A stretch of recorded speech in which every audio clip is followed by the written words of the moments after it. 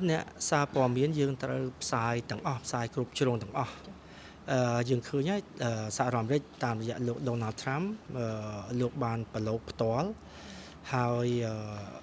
ប៉ុន្តែចុងក្រោយនេះលោកដូចជាតម្លាក់ដៃទៅវិញមិនបានគេហៅថា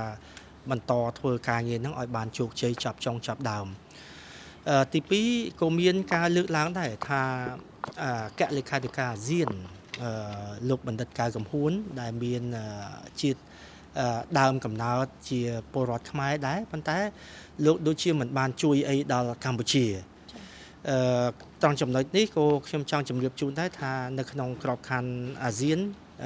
គឺជាសម្លេងរួមរបស់អាស៊ានទាំង11ប្រទេសបច្ចុប្បន្ន11ប្រទេសនេះអគ្គលេខាធិការគឺជាសេនាធិការមួយដែលលោកមិនអាចប្រើសម្លេងអត្តនោម័តខ្លួនឯងដើម្បីកាន់ជើងភាគីម្ខាងទៅម្ខាងទេអញ្ចឹងព្យាយាមបានតែត្រឹមសម្របសម្រួលហើយខ្ញុំឃើញអគ្គលេខាធិការអាស៊ានហ្នឹងលោកបណ្ឌិតកៅកំហួនហ្នឹងបានដើរតួនាទីសំខាន់ដែរនៅក្នុងការគៀងគរធ្វើយ៉ាងណាដើម្បីឲ្យមានការកោះប្រជុំការជជែកពិភាក្សាក្នុងក្របខ័ណ្ឌអាស៊ានហ្នឹងរហូតដល់ថ្មីនេះក៏មានឯកសារមួយបែកធ្លាយដែរគឺលោកបណ្ឌិតកៅកំហួនហ្នឹងបានធ្វើលិខិតទៅលោកនាយករដ្ឋមន្ត្រីអានវ៉ាអ៊ីប្រាហ៊ីមរបស់ម៉ាឡេស៊ីដើម្បីឲ្យមានការកោះប្រជុំរដ្ឋមន្ត្រីការបរទេសឬក៏ភាគីពាក់ព័ន្ធនេះអញ្ចឹងហើយបានជាលោកអានវ៉ានឹងសម្របសម្រួលធ្វើការជាមួយសហរដ្ឋអាមេរិកផងជាមួយអាស៊ានផងជាមួយអគ្គលេខាធិការនឹងកោះប្រជុំឲ្យមានកិច្ចប្រជុំពិសេសថ្នាក់រដ្ឋមន្ត្រីការបរទេសអាស៊ាននៅថ្ងៃទី16ប៉ុន្តែដោយសារខាងភាគីថៃសុំពន្យារហូតដល់ថ្ងៃទី22អញ្ចឹងនេះគឺជាសញ្ញាមួយដែរថាហេតុអីបានជាថៃគាត់ពន្យាពេលទៅថ្ងៃ22ហើយតើថ្ងៃ22ពេលមកដល់ហ្នឹងអាចគាត់នឹងទៅតាមផែនការឬក៏គាត់សុំពន្យាទៀតហើយត្រឡប់ទី3អំពីបេសកជនពិសេសរបស់ចិនដែលគាត់ប្រហែលជាមើលឃើញថាមើលទៅចំនួននេះมันងាយចប់ហើយការវាយប្រហារគ្នានឹងធ្ងន់ធ្ងរទៅជាពិសេសគឺពីភាគីថៃនេះអញ្ចឹងហើយបានជាខាងចិននឹងមានចេតនាដើម្បីចូលជួយអន្តរាគមន៍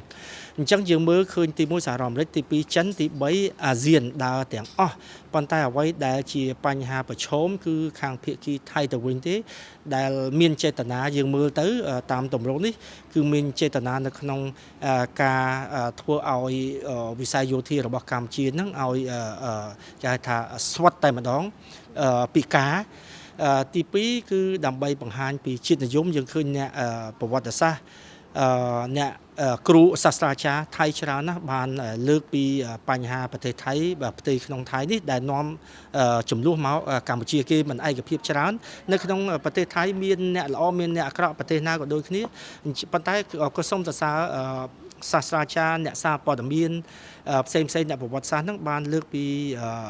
ដែលចេតនារបស់ថៃ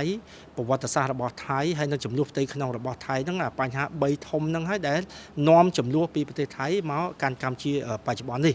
អញ្ចឹងអំពីប្រទេសចិនខ្ញុំយល់ឃើញថាគោលជាការសំខាន់ដែលកម្ពុជាអ្នកសារព័ត៌មានយើងត្រូវផ្សាយជាភាសាចិនឲ្យច្រើនដែរឲ្យពលរដ្ឋចិនបានដឹងថាខាងភាគីថៃបានធ្វើអ្វីខ្លះមកលើភាគីកម្ពុជានេះ